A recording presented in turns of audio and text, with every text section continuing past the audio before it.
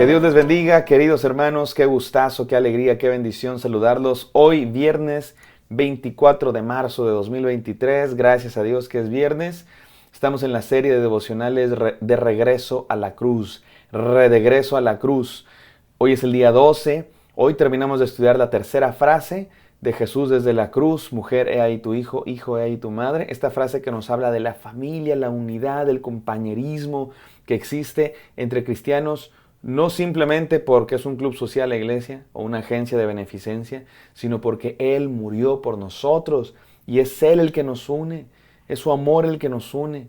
Él es el que creó esta familia, Él es el que nos hace ser hermanos y hermanas y por eso cuidamos unos de otros. Y así se llama este devocional, cuidando unos de otros, cuidando unos de otros, porque somos una familia en Cristo Jesús. Es por Jesús, recuerden, no es simplemente por ideas políticas, por necesidad gregaria, que nos amamos unos a otros, que nos juntamos. No es un club social la iglesia, es una comunidad que ha sido sellada por la sangre de Cristo. Y somos una comunidad que proclama, que anuncia la muerte de Jesús. Jesucristo, desde que estaba enseñando, formó su iglesia. ¿Se acuerdan cuando lo estaban buscando su madre y sus hermanos? Sus hermanos pensaban que estaba loco y le andaban buscando y le dicen a Jesús, te buscan tu madre y tus hermanos. Y Jesús dice, mi madre y mis hermanos son los que hacen la voluntad de mi Padre. Esos somos mis hermanos, una familia, familia de Jesús, comprada por su sangre. Y eso es lo que nos lleva a ser una familia. Por eso nos cuidamos unos a otros. Y hoy vamos a seguir reflexionando de eso, no sin antes orar.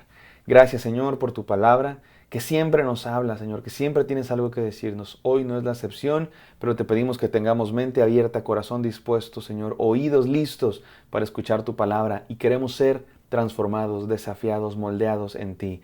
En el santo nombre de Cristo Jesús oramos. Amén. Amén, mis queridos hermanos. Fíjense que esta historia que vamos a leer el día de hoy, que está una vez más la vamos a leer, el día de hoy voy a leer la Reina Valera, otra vez regresamos a la versión más tradicional. Juan 19, 23 al 27 dice así. Cuando los soldados hubieron crucificado a Jesús, tomaron sus vestidos e hicieron 4 partes, una para cada soldado. Tomaron también su túnica, la cual era sin costura, de un solo tejido de arriba abajo. Entonces dijeron entre sí, no la partamos, sino echemos suerte sobre ella, a ver de quién será. Esto fue para que se cumpliera la escritura que dice, repartieron entre sí mis vestidos y sobre mi ropa echaron suertes. Esto es muy interesante, mis queridos hermanos, porque se está cumpliendo el Salmo 22. Todos los evangelios nos dicen que repartieron entre sí los vestidos de Jesús para que se cumpliera la escritura, que esto está en el Salmo 22, que es un salmo de lamento. Hemos hablado de los salmos de lamento antes, ¿recuerdan? Los salmos de lamento son oraciones para tiempos de crisis. Los salmistas escribieron estas oraciones en tiempos en los que estaban siendo perseguidos, peligro de muerte, enfermedad, crisis muy profundas. Y estos salmos están llenos de emociones, de oraciones a Dios. Señor, líbrame, sálvame. ¿Hasta cuándo voy a seguir en esta crisis? Y son salmos muy profundos. Y Jesús recordaba estos salmos en la cruz. De hecho, lo vamos a estudiar más adelante. Jesucristo cita literalmente el Salmo 22:1 cuando dijo, Padre, ¿por qué me has abandonado? Pero también, eso lo vamos a estudiar después, pero también se cumple el Salmo 22:18 cuando reparten entre sí los vestidos. Lo voy a leer, mis hermanos, porque me parece que cumple perfectamente lo que está ocurriendo Jesús. Mira cómo dice el Salmo, escrito siglos antes. Salmo 22:16. Porque perros me han rodeado, me ha cercado cuadrilla de malhechores, me horadaron las manos y los pies. Puedo contar todos mis huesos, ellos me miran, me observan, reparten mis vestidos entre sí y sobre mi ropa echan suertes. Esto es exactamente lo que le está pasando a Jesús. Lo rodearon malhechores, le clavaron las manos y los pies, puede contar sus huesos en el caso del salmista por el hambre quizá, por la sequedad de su cuerpo, en el caso de Jesús por los golpes, los azotes. Lo miran, lo observan, se burlan de él, no tienen compasión de él y reparten sus vestidos entre sí, lo despojan de sus vestidos. Me gustó mucho lo que dijimos ayer. Jesucristo fue despojado de sus vestidos para que nosotros podamos ser vestidos de su santidad. Y mientras los soldados querían conservar íntegra la túnica para no romperla porque era muy valiosa, el cuerpo, que es mucho más valioso de Jesús, fue destrozado. Y se cumple el Salmo 22:18. Yo quiero concentrarme un poco en que entendamos qué es esto de las vestiduras, porque sabes que Se discute qué es exactamente lo que pasó y vamos a entenderlo. Sobre todo, Juan nos ayuda a entenderlo mejor. Ya lo leímos nosotros en Lucas, cuando estudiamos la palabra de Jesús: Padre, perdónalos porque no saben lo que hacen. Se nos dice inmediatamente que repartieron entre sí sus vestidos. Pero sabes que los primeros 3 evangelios, Mateo, Marcos y Lucas, no son tan detallados en contarnos qué pasó. Simplemente nos dicen: repartieron entre sí los vestidos de Jesús, echando suertes, y listo. Con esa información, lo que podemos asumir, algunos piensan que rompieron el vestido de Jesús y lo repartieron entre 4. Después Lucas nos enseña que no fue así. Entonces, ¿qué pasó? Probablemente se repartieron todas las piezas de su vestimenta. No solamente era una prenda de ropa. La mayoría de las personas tenían más cosas, ¿verdad? Sandalias, cinturones, túnica, probablemente el turbante. Y se repartieron esos 4 elementos entre sí, echando suertes. No todo vale lo mismo, entonces se repartieron echando suertes para ver a quién le toca cuál. Pero Juan nos da un poco más de luz. Juan es más detallado. Si solo tuviéramos los primeros 3 evangelios, hasta ahí llega nuestra explicación. Pero Juan nos dice un poco más, nos enseña un poco más. Juan dice que tomaron sus vestidos e hicieron 4 partes, una para cada soldado. ¿Qué significa eso? Algunos piensan que significa que la rompieron y repartieron esa túnica entre 4. Pero lo más probable es que en realidad haya sido, como lo dije ya antes, ¿verdad? Que repartieron 4 piezas de vestimenta entre sí: las sandalias, el cinto, el turbante, una túnica o vestimentos, y la repartieron entre sí. Pero después llegaron a la otra túnica, la que era más valiosa, porque dice que era de una sola pieza, no tenía costuras. Marcos y Juan nos dicen que Jesús había sido vestido con una túnica púrpura. ¿Se acuerdan cuando se estaban burlando de Jesús? Se nos dice que había sido Jesús vestido con una túnica púrpura. Mateo nos dice que era escarlata, pero es lo mismo. No pensemos nosotros en un púrpura chillante ni en un rojo Ferrari. En aquella época las técnicas de teñido no eran tan especializadas como ahora. Así es que se les llamaba púrpura a cualquier color y había diferentes tonos. Uno lo llamaba escarlata, otro púrpura. No hay contradicción, porque hay quienes dicen: aquí hay contradicción en la Biblia. No, mis queridos hermanos, el día de hoy también nosotros le llamamos a la misma cosa, unos de un color, otra de otra. Mateo la recuerda roja, o así le contaron que era escarlata, y además el púrpura se utilizaba para diferentes tonos de teñido, y entonces no nos preocupamos que si hay contradicción en la Biblia. El punto es que vistieron a Jesús con una túnica muy valiosa para burlarse de él. ¿Se acuerdan que le pusieron una corona de espinas, burlándose con que eres el rey de los judíos, y se estaban burlando de él? Y algunos piensan que esta es la túnica que se están repartiendo los soldados. Dicen: esta es muy valiosa, vamos a partirla no la vamos a partir en 4 porque es muy valiosa, la vamos a repartir entre nosotros. Otros piensan que no, porque se nos dice en algunos de los evangelios que esa túnica después se le fue quitada. Y algunos piensan que la túnica que repartieron entre sí fue una especie de ropa interior que se usaba en aquella época, y que era la que Jesús usaba, y que era la más valiosa porque era de una sola pieza. Los otros elementos de su vestimenta se la habían repartido entre sí, pero esa, que era la más valiosa, no la quisieron romper, sino que la repartieron echando suertes. No sabemos exactamente cómo haya sido, pero dije toda esta explicación, mis queridos hermanos, por un par de enseñanzas que encontramos en ellas. ¿Y qué es lo que decíamos ayer? No nos concentremos en el materialismo, concentrémonos en lo que Jesús nos está enseñando.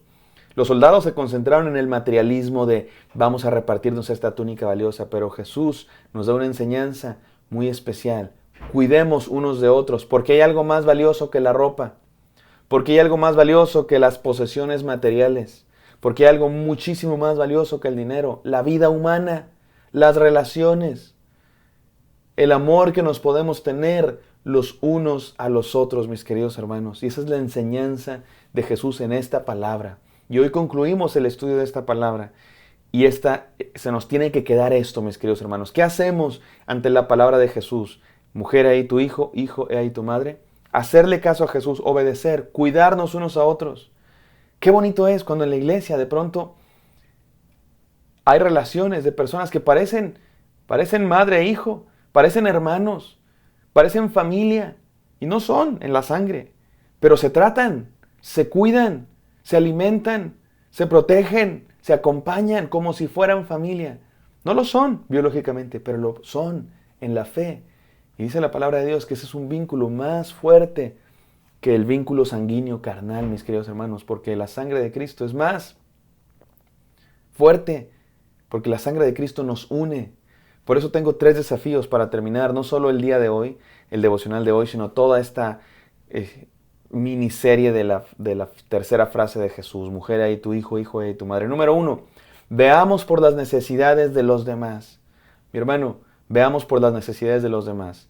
Y esta es básicamente la única enseñanza, la voy a desglosar en 2 puntos más, pero veamos por las necesidades de los demás. La palabra de Dios dice que consideremos las necesidades de los demás primero que las nuestras.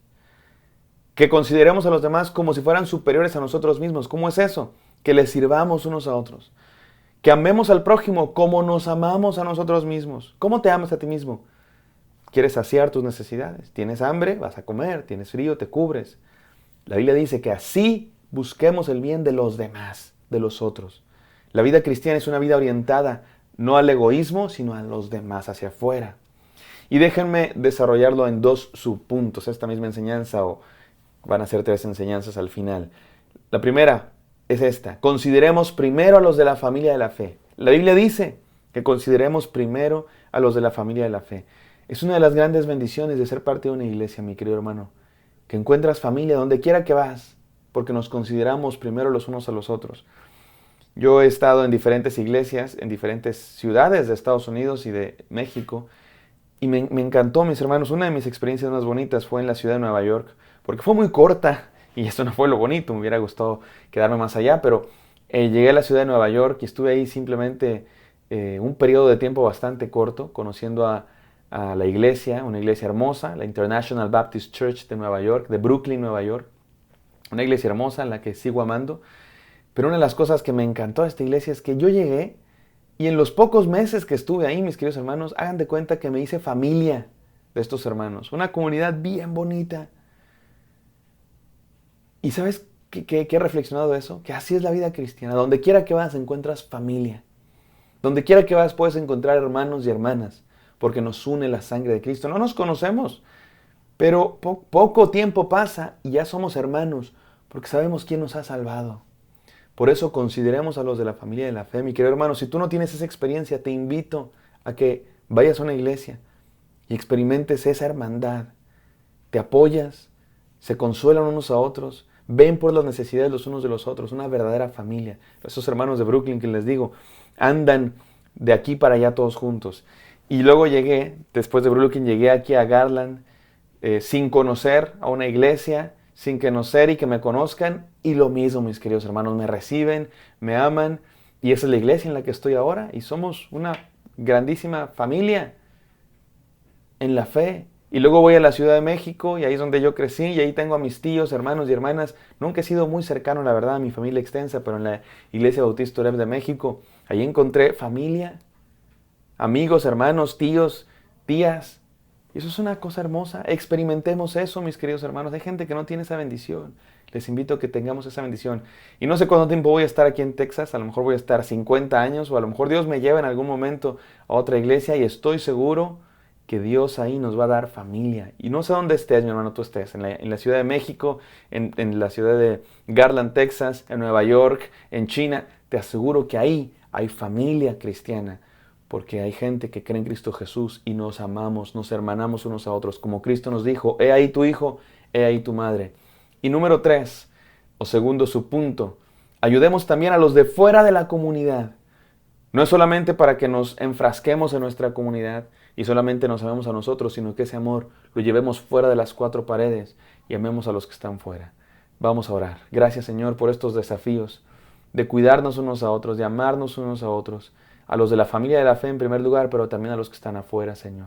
Porque eso nos encargaste tú desde la cruz. Queremos obedecerte. En el nombre de Cristo Jesús oramos. Amén.